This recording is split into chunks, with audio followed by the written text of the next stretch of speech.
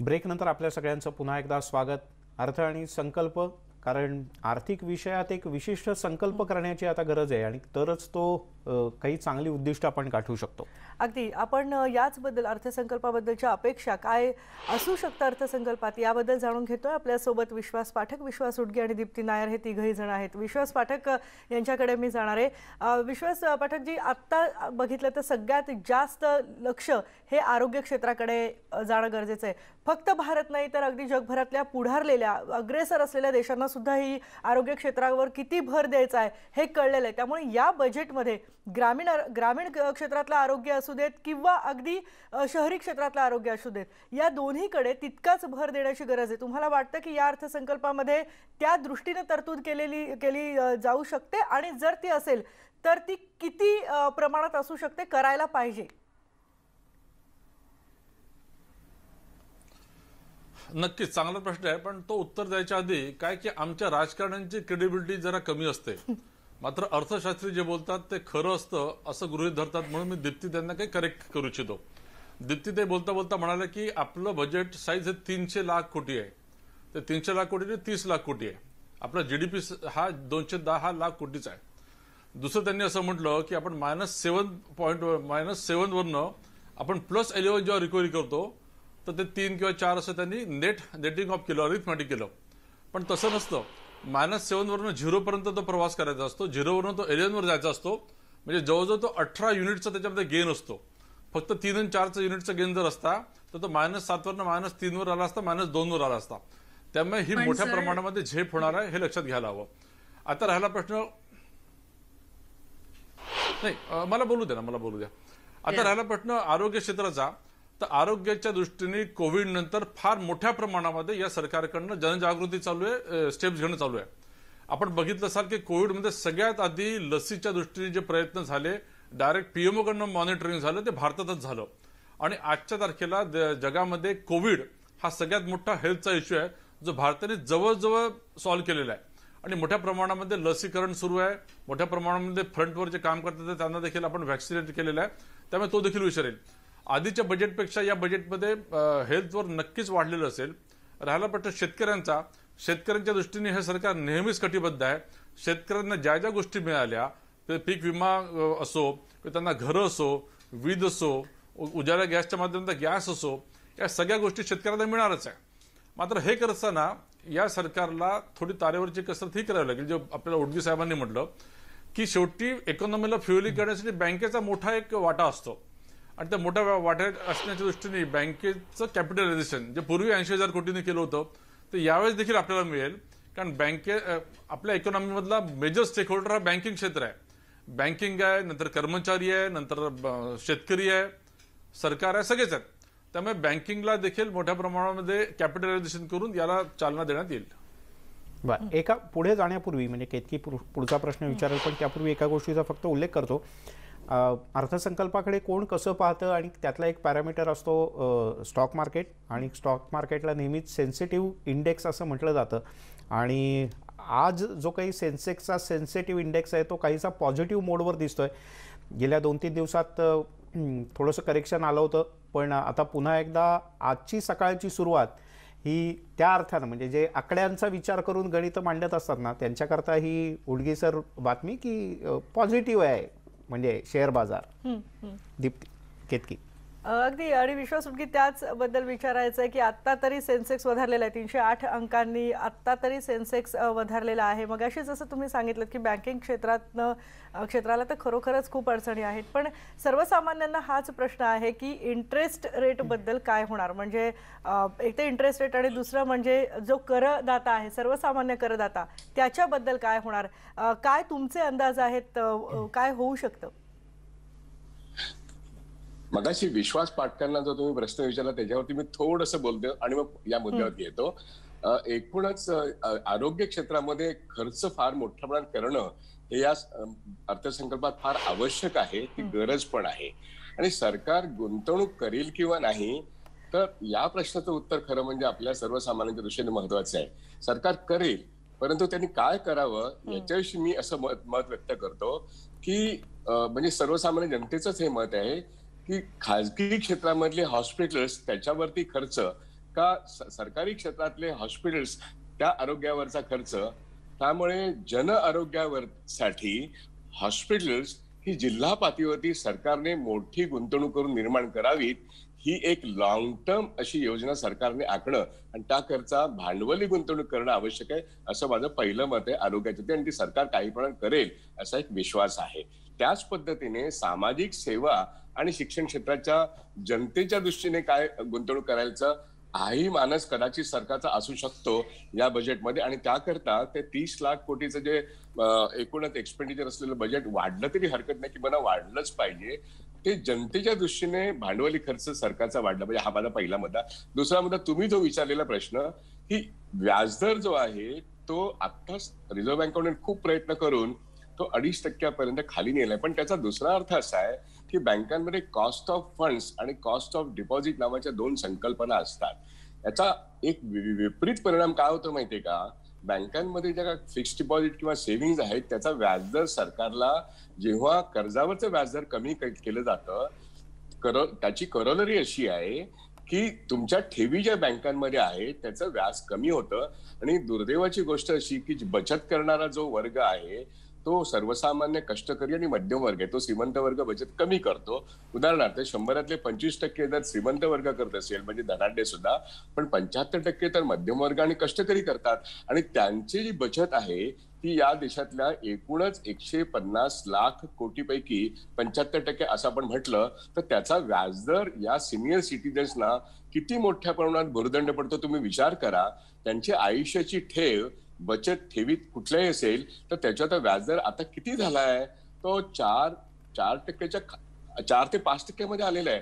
लोकांनी जगायचं कसं सिनियर सिटीजन्सनी, असा एक मोठा प्रश्न आहे. त्यामुळे जेव्हा आपण कर्जावरचे व्याजदर कमी करा असं म्हणतो, ते करण्याचा प्रयत्न रिझर्व्ह बँक ऑफ इंडिया करते आहे, परंतु त्याचा दुसरा परिणाम बचतीवरचं व्याज कमी होत आहे आणि लोकांचे जगण्याचे प्रश्न निर्माण होतात. हे मला या ठिकाणी इथे नमूद करायचं. आता दुसरा मुद्दा की रिझर्व्ह बँक ऑफ इंडियाला अनेक पद्धतीने सवलती दिलेल्या आहेत बँकांना, परंतु रिकॅपिटलाइज केल्याशिवाय बँकांना एकूण कर्ज वाटप करायला हात मोकळे सोडता येणार नाहीत. आणि ही गरज एक तर रिझर्व्ह बँक ऑफ इंडियाने मोठ्या प्रमाणात कर्ज वसुलीसाठी अजून काहीतरी कठोर पावलं उचलण्याची गरज आहे. आतापर्यंत 2-3 वर्षात अत्यंत मर्यादित प्रमाणात कर्ज वसुली झाली आहे. ती जोपर्यंत पूर्णपणे निकष लागू होत नाही तोपर्यंत भांडवलाचा प्रश्न सुटत नाही. आणि सरकारला 5 बँका ठेवणं हे त्यांचं धोरण महत्वाचं आहे. तर मग विषय असा येतोच ना की सरकार या सगळ्या क्रेडिट करण्याकरता देणार पैसा म्हणजे कुठून देणार, परत तो एकीकडनं आल्याशिवाय तो दुसरीकडे देता येत नाही. आणि त्यातल्या त्यात मगाशी तुम्ही तिघांनी ज्याचा उल्लेख केला होता की चला ह्या वेळेला एक तरी बरी गोष्ट आहे, म्हणजे या सगळ्या कोरोनाच्या नंतरच्या काळात आणि बजेटमध्ये काय असेल आपल्याला अजून माहीत नाही, पण जीएसटीचं उत्पन्न तरी वाढलंय, ही त्यातल्या त्यात आपण बरी गोष्ट समजूयात की जेणेकरून सरकारच्याकडे पैसे जात आहेत. आता सरकार त्याचं नियोजन कसं करतं आणि योग्य प्रकारे त्याचा खर्च कसा करतं हे पाहणं महत्त्वाचं आहे. आणि त्याच्यातच आज अर्थमंत्र्यांची सर्वार्थानं कसरत आहे. आपल्यासोबत दीप्ती मॅडम पण आहेत. मॅडम, एकूण जर का या आलेला पैसा म्हणजे जर का जीएसटीतनं सरकारला अपेक्षित असलेल्या उत्पन्नापेक्षा अधिक उत्पन्न मिळत असेल तर सरकार आरोग्या व्यतिरिक्त काय प्रायोरिटीज ठरवू शकतं, किंवा सरकारनं काय ठरवल्या पाहिजेत प्रायोरिटीज खर्चाच्या म्हणजे गुंतवणुकीच्या खर्चाच्या नुसत्या नाहीत. बघा, आपल्या मागच्या बजेटमध्ये 2019-2021चं जे बजेट होतं, या बजेटमध्ये NIP national investment pipeline program सुरू केला होता आणि त्याच्यातून आपल्याला ऑलमोस्ट 1.5 लाख कोटी रुपयाची गुंतवणूक करायची होती. आणि त्यामध्ये मग आपण रेल्वे, ऊर्जा, त्याच्याचबरोबर कन्स्ट्रक्शन, रिअल इस्टेट या सगळ्यांमध्येच इन्व्हेस्टमेंट करण्याचा प्लॅन करतोय, कारण हे लॉंग टर्म प्लॅनिंग आहेत. हे लक्षात घ्या की कोणत्याही अर्थव्यवस्थेला जर चालना द्यायची असेल तर गुंतवणुकीचं मॉडेल आणणं हे जास्त गरजेचं असतं. आता पाठक सरांनी जसं म्हटलं, मी त्यांच्या राजनीतिक भावनांचा पूर्ण आदर करून त्यांना हे सांगू इच्छिते की हे लक्षात घ्या सर की जर आपला मागचा वृद्धी दर, मागच्या वर्षीचा वृद्धी दर जो होता हा किती होता, 4.5%. आणि या 4.5% जेव्हा कोविड-19चा झटका आपल्याला लागला नव्हता तेव्हा जर हा 4.5% असेल तर आता 11% येण्यासाठी आपल्याला प्रचंड मेहनत करावी लागेल तुमच्या म्हणण्याप्रमाणे.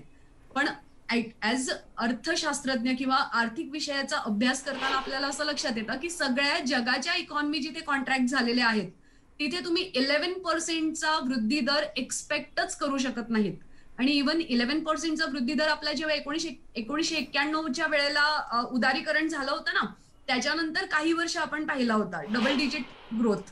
पण जेव्हा 2008चा जो सबप्राईम क्रायसिस आला, त्या सबप्राईम क्रायसिस नंतर जे एनपीएचं प्रमाण भारतात वाढलेलं आहे, त्या एनपीएच्या प्रमाणामुळे एकतर पण बँका दीप्तीजी, हे जे डबल डिजिटचे आकडे सांगितले जात आहेत, केंद्र सरकार सांगतंय, केंद्र सरकार सांगणारच, त्यांचं कामच आहे की आम्ही उत्तम काम करतोय. पण काही आंतरराष्ट्रीय वित्तीय संस्थांनी सुद्धा अशी अपेक्षा व्यक्त केली आहे की भारताचा ग्रोथ रेट हा सगळ्यात जास्त असेल.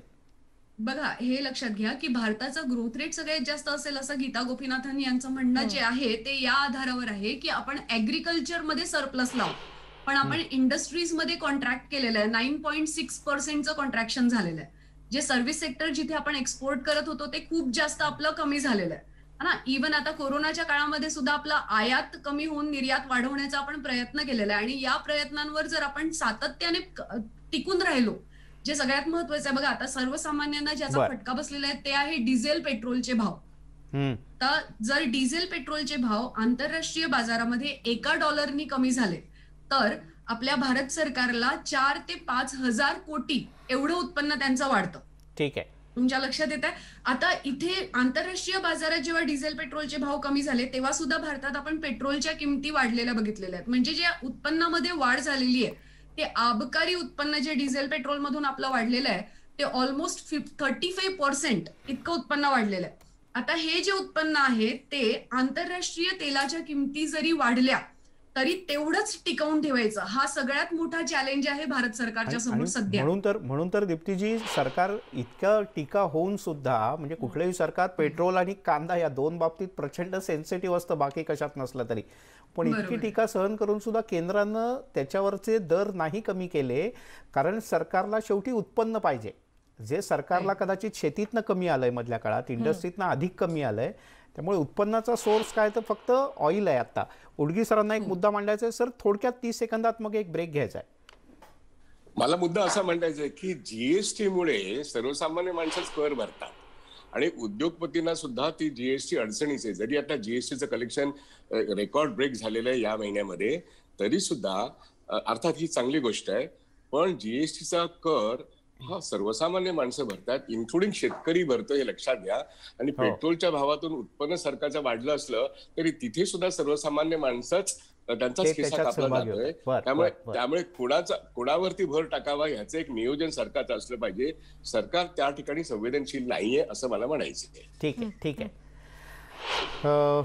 दीप्तीजी, तुम्ही चर्चेत सहभागी झालात, धन्यवाद. पुन्हा एकदा तुम्ही जोडल्या जाल त्यावेळेला, तोपर्यंत कदाचित बजेट मांडायलाही सुरुवात झाली असेल, तेव्हा त्याच्यातल्या आकड्यांसह आपण सविस्तरपणे बोलूयात की काय नेमकं या बजेटमधनं समोर आलंय. तुर्तास धन्यवाद. बजेट सादर होतंय आज देशाचं, अर्थातच खूप महत्त्वाचं हे बजेट असणार आहे आणि याबद्दलच बोलण्यासाठी आपल्या सोबत विश्वास पाठक सध्या जोडले गेलेले आहेत.